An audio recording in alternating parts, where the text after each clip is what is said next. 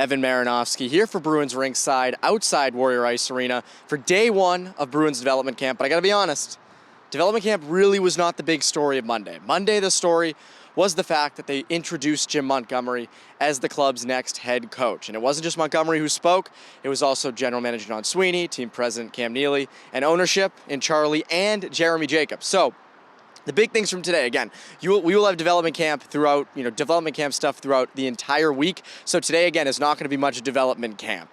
Instead, it is going to be all Montgomery. So the question that everybody has is, what is going to be so different with a Jim Montgomery-led Bruins team? Well, the first thing is that they're going to be a puck possession team. And this was something that really shouldn't come as a surprise to anybody in the sense that his Dallas Stars teams were like this.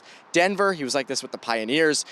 So it's not really a change from, Montgomery's style. They're going to be a puck possession team. He even said, teams are going to be on their heels against us. And I think that's a refreshing change from a Bruce Cassidy-led team. And, kind of something I think the league is turning to is it's a faster game. I don't think that's, a surprise to anybody. It's a faster game.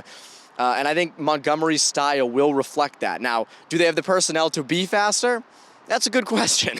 That's going to be something that we're going to see in the next coming days with free agency and the lead up to training camp. So puck possession was one thing. They're playing fast. That's going to be another thing. Another interesting thing, and this shouldn't be really a surprise with the stuff we've heard about Cassidy from the fallout of his firing, in the sense that, he maybe players didn't love the way he communicated with them. Now, I don't really see why you can't be tough on guys. I think, any workplace, that pretty much flies. But Montgomery's a guy who, he preached a we communication style. The culture of this team is going to be we over me, which, again, I don't know if that differs a lot from other coaches, but it's something that he strongly emphasized. Another thing was the growth mindset, which is something that's becoming ever more popular with coaches around the league. Another thing was, again, the open communication with players. I asked him, about how do you handle younger guys? And a lot of it came down to that communication. So that's certainly going to be something very interesting to watch. We didn't really get any lineup questions with him because, again, the lineup isn't really set. We asked him also about, in the sense that he's going to be starting the season with some, injured players, which is not going to make things very easy on him. But it's going to be a challenge. It's going to be a real challenge. Again, he's going to be starting the season without Marchand, without McAvoy. Grzyk will probably be just be coming back. So that's going to be something that he's going to have to monitor and be on top of to start the year, which that's not easy. That's not easy being without two of your top players. But it's going to be something he has to deal with. Another interesting thing, I don't know if this is going to make people mad or if they're going to like this. I think they might like it in the long run, but not like it for team building right now. The Jacobs were asked about, would you ever consider a rebuild or a retool? And, Charlie Jacobs, the son, said, I don't think this town would ever be open to a retool, or to a rebuild.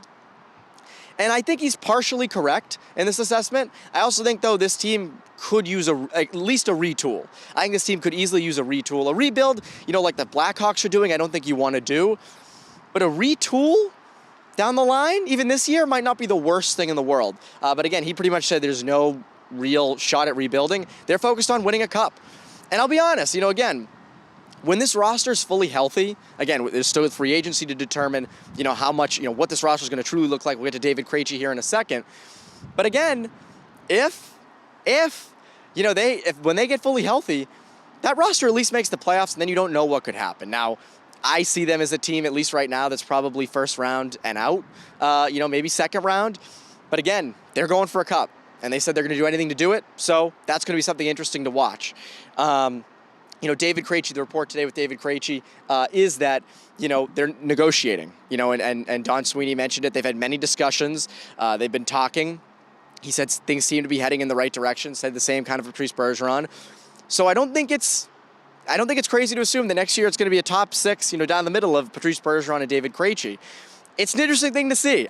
Again, it's going to be interesting to see how David Krejci does going from playing back at home to then going right back to the NHL, the top league in the world. He was not just currently in the top league in the world. So again, who knows? If he's between Taylor Hall and David Pastrnak, and again, we'll get into David Krejci in later videos. We'll go more in depth, whether it be through stories or videos, definitely the podcast. We're going to talk about that. But with Taylor Hall and David Pastrnak, there's room for optimism there. Do I think that's going to light the league on fire? No, but I do think it's something. So something to watch throughout this week. But yes, the main thing today was the Jim Montgomery introductory press conference. He is the next head coach of the Boston Bruins, as you well know.